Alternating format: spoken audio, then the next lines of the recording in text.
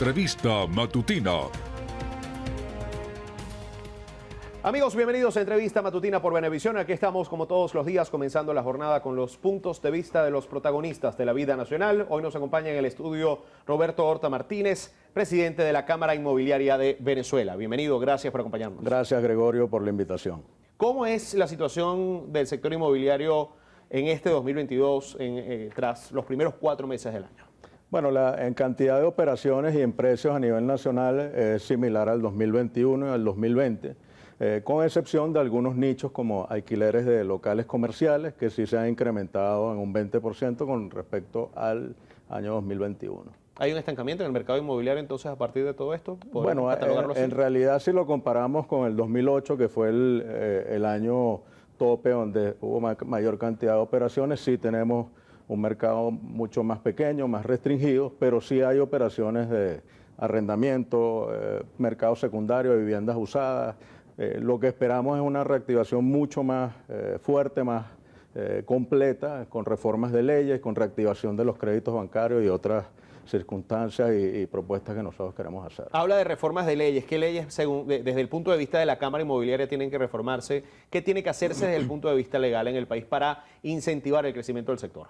Sí, en primer lugar, la ley de arrendamientos de vivienda, una ley promulgada en el 2011 que contiene un proceso muy complicado para que un propietario recupere su vivienda. Entonces, lo que estamos proponiendo es que esa ley simplifique el procedimiento judicial, el procedimiento administrativo y se pueda generar unas reglas más claras para que miles de viviendas que actualmente los propietarios tienen desocupadas puedan ser ofrecidas masivamente al público y con eso se podría bajar los montos de los alquileres y se podría dinamizar ese sector que todavía es marginal. O sea, pensamos que una solución inmediata al tema de vivienda es el arrendamiento masivo a nivel nacional y eso solo se puede crear con la reforma de esta ley. ¿Qué más? ¿Qué otras leyes tienen que avanzarse? En el caso específico, habla del tema de que se ofrezcan más inmuebles, pero sí. ¿Qué hay con el costo de los inmuebles? En el caso específico de los alquileres, porque uno se encuentra con una realidad que es que se quiere alquilar, por ejemplo, un apartamento, alguien quiere mudarse, tiene las capacidades porque empieza a generar un poco más de ingresos en divisa extranjera o de cualquier otro tipo y se encuentra con que tiene que pagar 6 meses de adelanto, 3 meses de depósito y un mes de comisión.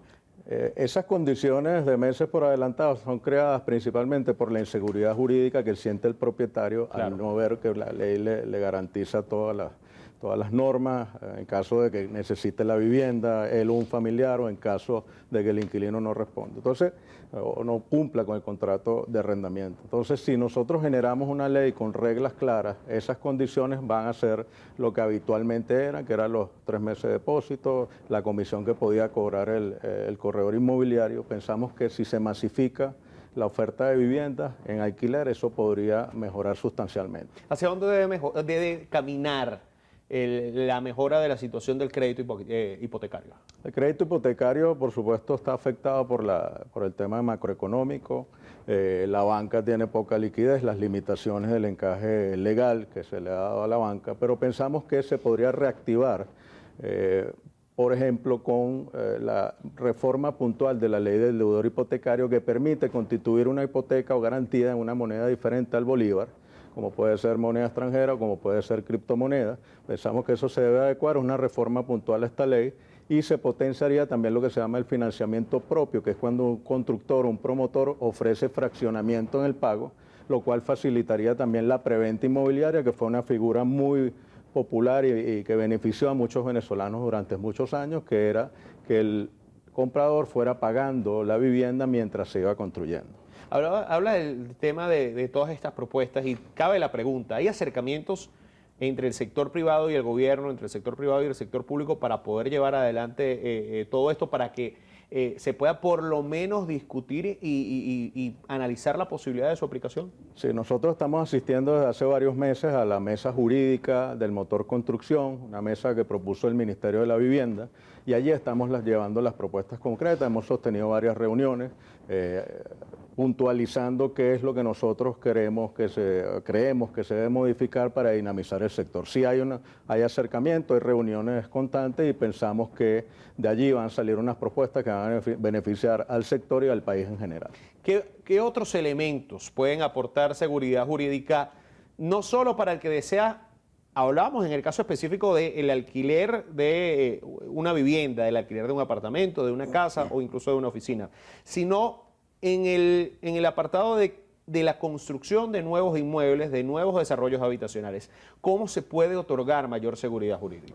Con la reforma de la ley contra la estafa inmobiliaria, una ley promulgada en el 2011 que fue una camisa de fuerza del sector privado para la construcción de nuevas viviendas. Lo ideal para un país es que el sector público construya viviendas y el sector privado también. Esa ley limitó o eliminó prácticamente la ganancia que podía tener un promotor que está ejecutando esa obra, limitó el tiempo, colocándole 24 meses máximos para ejecutar, cosa que no es posible en algunos proyectos, y estableció muchas regulaciones que nosotros creemos que deben ser eliminadas. Esa reforma de la ley contra la estafa inmobiliaria podría, conjuntamente con la reactivación del crédito bancario, podría promover nuevos proyectos por parte del sector privado que ahorita están limitados a centros comerciales, a oficinas, y pensamos que se puede masificar con construcciones para la clase media. ¿Cómo observar desde una perspectiva de crecimiento? Porque uno ve normalmente las nuevas construcciones en las Mercedes, y hablo específicamente de las Mercedes porque pareciera que es la burbuja económica de la capital. ¿Cómo percibir las nuevas construcciones en las Mercedes? ¿Es un hecho aislado del resto de la República o es el síntoma de un sector que intenta despegar y que intenta levantarse definitivamente? La promoción que hay en las Mercedes son 73 proyectos que están ahí en ejecución, permisados. Sí es un tema puntual de Caracas y de esa zona financiera que nosotros vemos positivo, aunque no hay una demanda suficiente para ocupar esa cantidad de oficinas. Para que esas oficinas se alquilen o se vendan hace falta muchos años, estamos hablando de más de 10, 15 años para que eso lo pueda absorber el mercado. O sea, es una situación puntual de Caracas por un cambio de zonificación que hubo en las Mercedes y no vemos esa misma reacción o motivación a inversión en el resto del país, en tema de oficinas. Pero eso es exactamente lo que nosotros queremos, que esos promotores vayan hacia el sector vivienda, donde sigue habiendo demanda, donde se puede solventar el tema habitacional de muchas familias venezolanas, incluyendo los jóvenes que están comenzando en Venezuela, que se están casando, los que queremos que regresen al país, que tengan muchas oportunidades tanto en alquiler como en compraventa de inmuebles residenciales. Tal vez sería osado hablarlo e incluso con el mismo tema créditos es complicado hablar del tema crédito, porque normalmente cuando se establece un crédito y el banco decide otorgar un crédito es porque hay un ingreso fijo, estoy en lo correcto, ¿no? Y hay muchos jóvenes y mucha gente que no está teniendo un ingreso fijo en divisas extranjeras. Hay algunos que hablan, un mes pueden ganar 500, pero otro mes ganan 200. Desde el punto de vista del costo, ¿de cuánto estaríamos hablando que precisamente para el que busca su primera vivienda, una vivienda pequeña, más modesta, en cuánto se podría hablar que podría estar el costo de la construcción de un desarrollo habitacional y el costo de cada apartamento? Bueno, esa es una pregunta muy interesante. El tema es que cómo nosotros, en primer lugar, para que una familia pueda optar a un crédito, tiene que tener una inicial. Claro.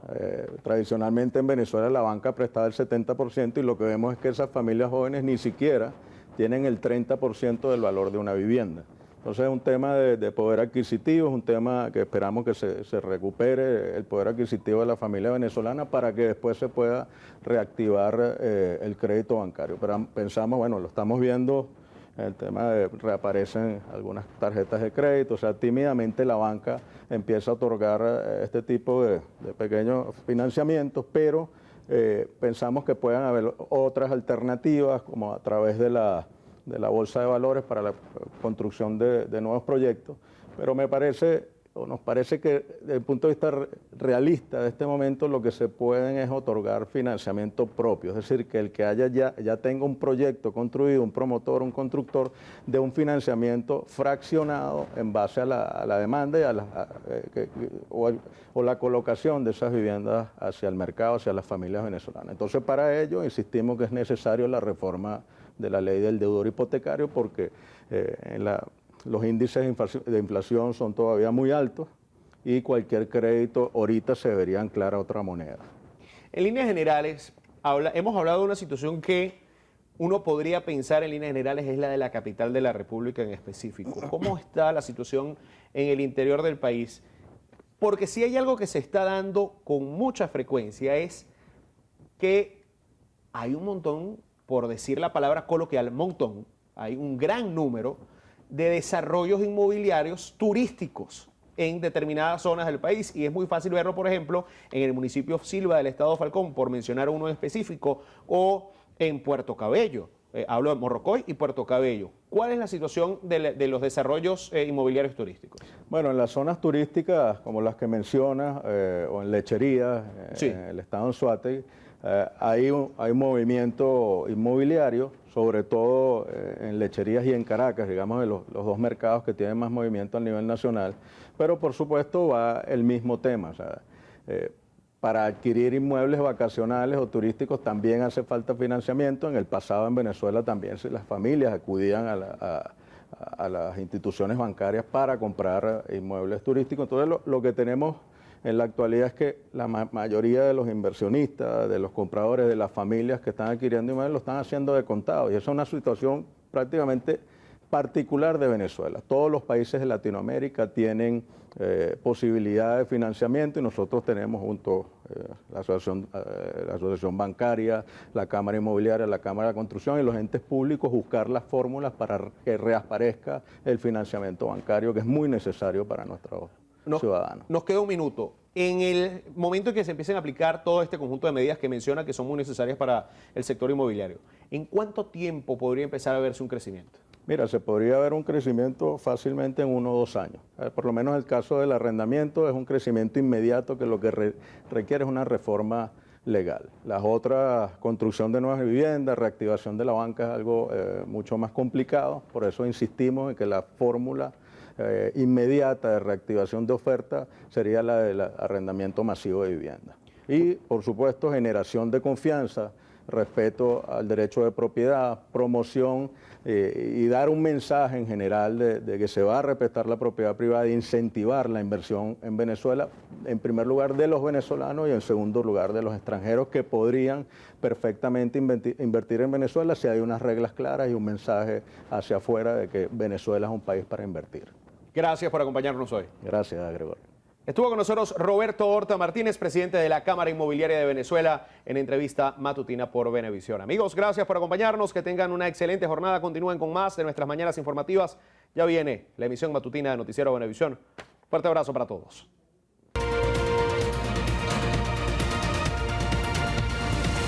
Entrevista matutina